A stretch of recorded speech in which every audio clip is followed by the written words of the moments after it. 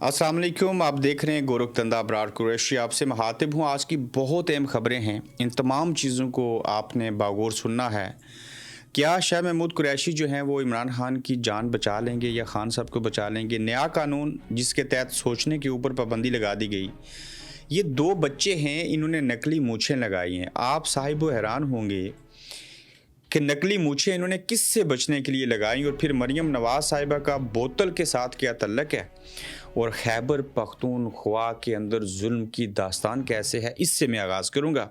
सबसे पहले आप देखिए कि वहाँ पे ऑपरेशन हो रहा है और ऑपरेशन हर सूरत में होना चाहिए उस सूरत में जब वहाँ के अवाम आपका साथ दें। अवाम की हमायत हासिल नहीं होगी तो कोई भी ऑपरेशन कामयाब नहीं होता। लेकिन सवाल ये है कि अवाम जो हैं वो साथ क्यों नहीं दे रहे, इसकी वजह क्या है? अवाम का एतमाद हासिल क्यों नहीं है? मारते दुश्मन को हैं, साथ में अपने भी मर जाते हैं, शहीद हो जाते हैं। तो ये कहा जा रहा है कि ये फ़लस्तीन नहीं बाजोड़ है। ऑपरेशन के नाम पर तबाही मचा दी गई। बार बार सवाल उठाया गया कि दहशतगर्द पाकिस्तान और बिलखसूस खैबर पख्तूनख्वा बलूचिस्तान में ही क्यों आते हैं और फिर आम लोगों को ऑपरेशन की ज़द में लाकर तबाह कर दिया जाता है। इस वजह से अवाम नहीं चाहते कि वहाँ पर ऑपरेशन हो। गुज़श्ता रोज़ इसी ऑपरेशन के नतीजे में एक माँ के दो बच्चे बेमौत मारे गए। फिर आप देखिए कि बैकग्राउंड में चलती हुई इस वीडियो में आप देखिए कि बाजोड़ है या ये फ़लस्तीन है। ये अली अमीन गंडापुर कह रहे हैं कि दहशत गर्दी है और ना ही कोई ऑपरेशन हो रहा है और ना ही होने देंगे। फिर सब ये क्या है? यहाँ वीडियो में आप देखें क्या चीज़ें हो रही हैं। अली अमीन गंडापुर कह रहे हैं कि कुछ भी नहीं हो रहा, ना ऑपरेशन हो रहा है, ना होने देंगे और ना और चीज़ें होंगी। इन KPK वालों का, बलूचिस्तान वालों का जुर्म क्या है? मारते अपने भी इन्हीं को हैं, गैर भी इन्हीं को मारते हैं।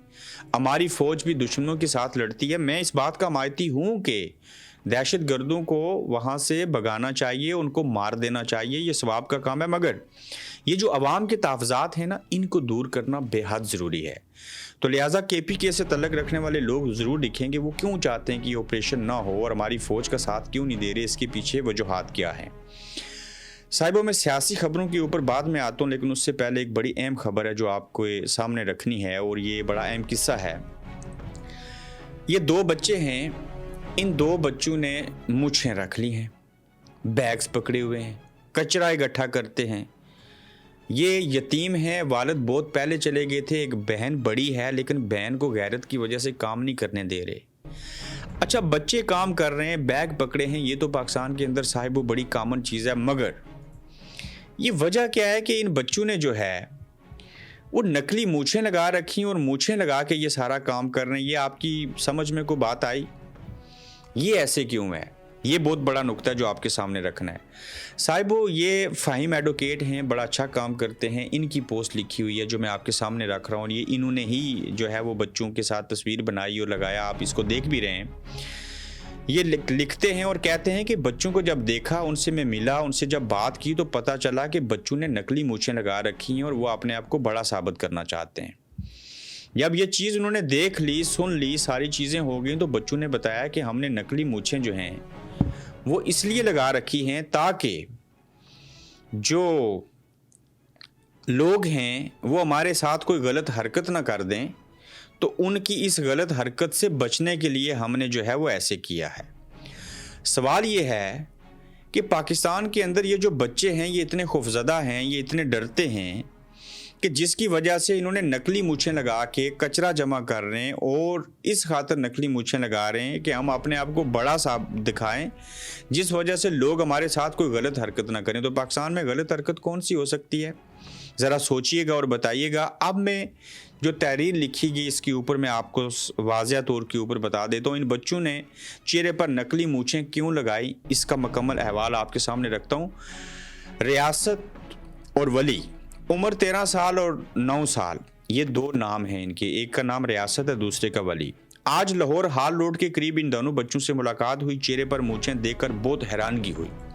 मूछें लगाने की वजह पूछी तो बच्चों ने बताया, वकील अंकल, घर की जिम्मेदारियां इंसान को बचपन में बड़ा कर देती हैं और ये मूछें माशरे की बुरी नज़र से बचने के लिए लगाई हैं ताकि कोई हमें बच्चा समझकर हमसे बुराई करने का ना सोचे।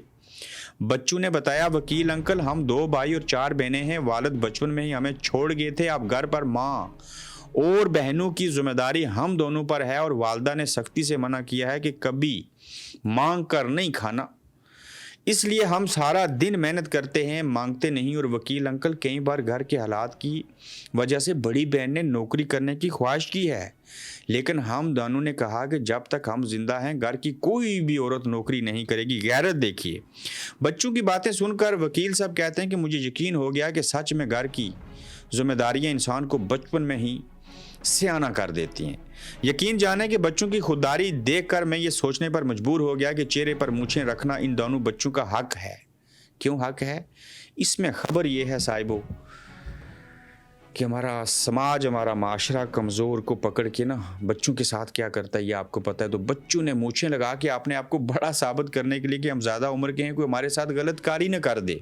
باقی چھوڑیں خودداری کتنی ہے، غیرت کتنی ہے، بہنوں 4 کو پالنا ہے، ان کی شادی کرنی ہے، ماں کو پالنا ہے، والد دنیا سے چلے گئے تھے۔ تو یہ جو بچے ہیں میں گزارش کرنا چاہتا ہوں، اے لاہور کے لوگوں، یہ مال روڈ کے اوپر پھرتے ہیں، کوئی ہے اللہ کا بندہ، کوئی ہے ایسا شخص جو مالدار ہو، جس کو اللہ نے بہت دیا ہو، وہ ان بچوں کو ابھی یہ میری ہی ویڈیو دیکھ کے چھوڑیں فائم ایڈوکیٹ صاحب کی پوسٹ کو، رحم کھائے، اللہ کے ساتھ تجارت کرے، صدقہ دے، ان بچوں کی کفالت کرے، ان کو روزگار بنا دے، ریڑھی لگا دے، ٹھیلا لگا دے، انہیں اپنے گھر میں ملازم رکھ لے، اتنی تنخواہ دے کہ جس میں وہ آسانی سے چیزیں کھانے پینے کے 3 وقت کا کھانا ان کو مل جایا کرے۔ تو ان کو جعلی مونچھیں لگا کے سڑکوں پہ نہ نکلنا پڑے۔ یقین جانیے اچھی نیت سے کریں گے تو میرے کہنے کا مجھے ثواب مل جائے گا، آپ کے کرنے کا اللہ تعالیٰ آپ کو اجر دے گا، ہو ہی نہیں سکتا ثواب نہ ملے۔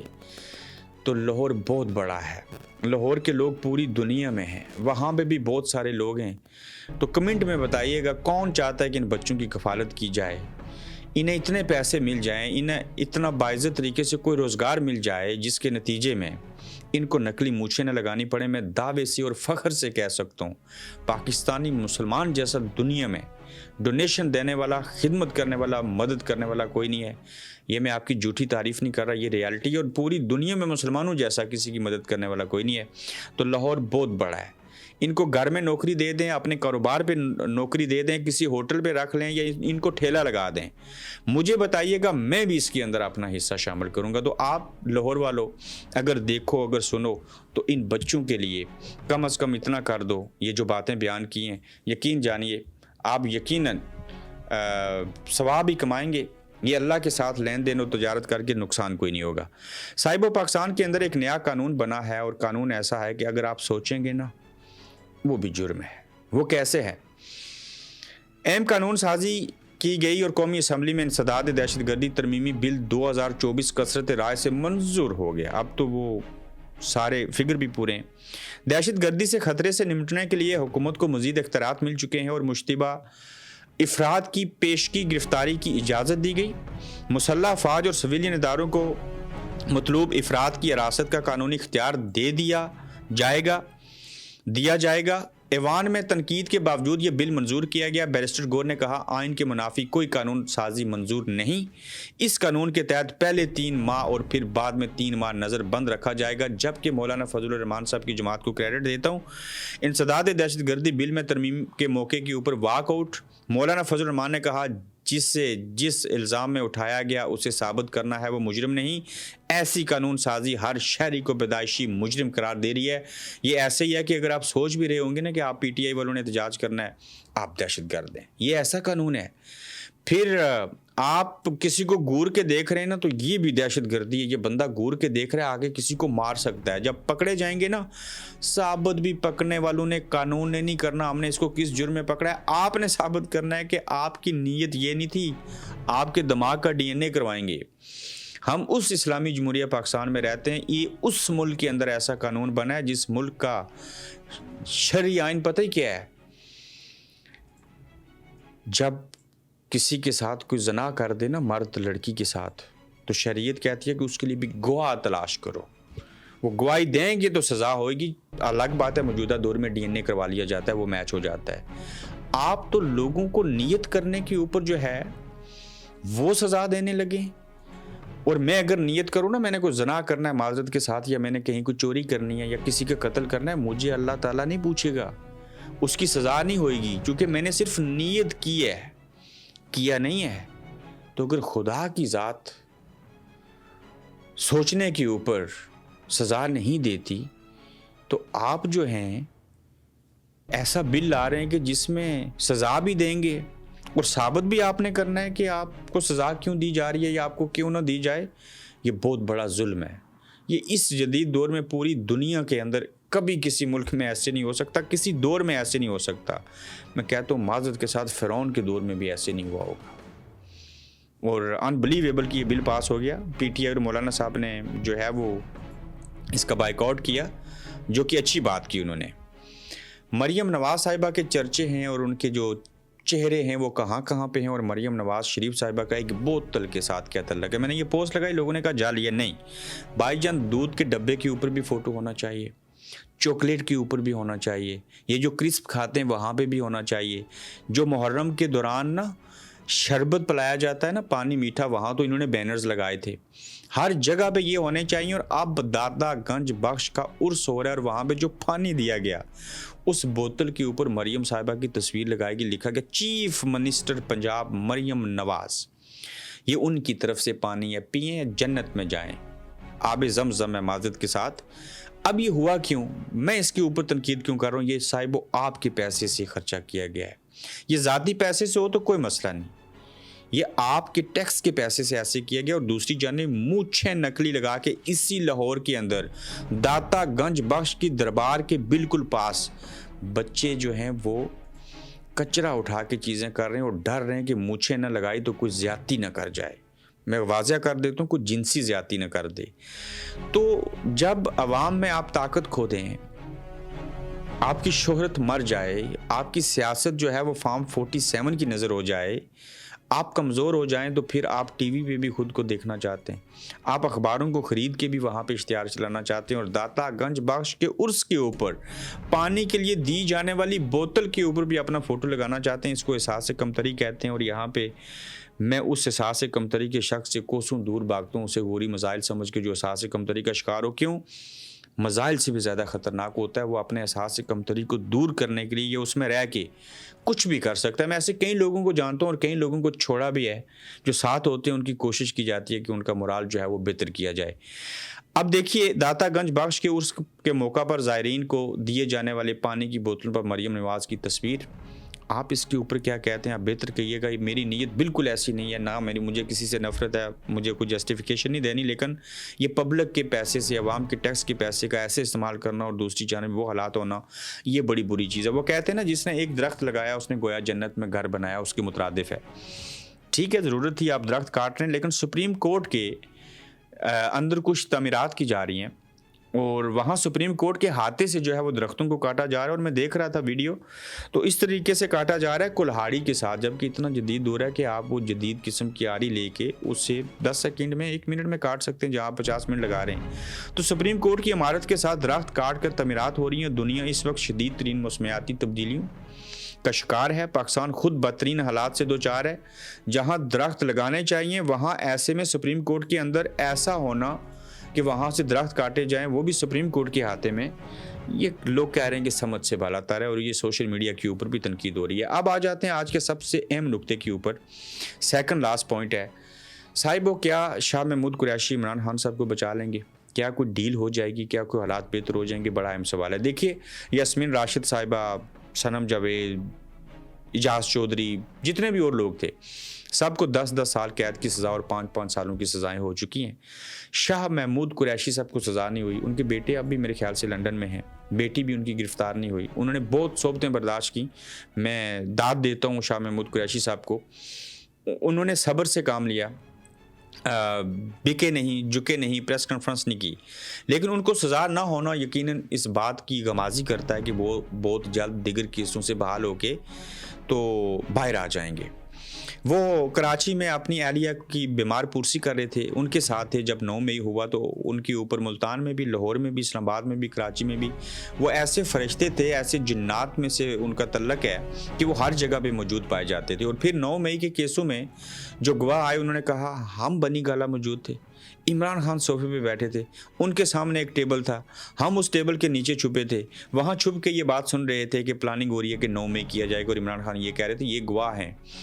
اس کے اوپر کوئی ڈائریکٹر پاکستان کا ہو تو میں کہتا ہوں اس کو فلم بنانی چاہیے، جو باقی دنیا میں ریلیز کرے، پاکستان میں تو ہوگی نہیں۔ تو ان گواہوں کی وجہ سے ایسے ہوا۔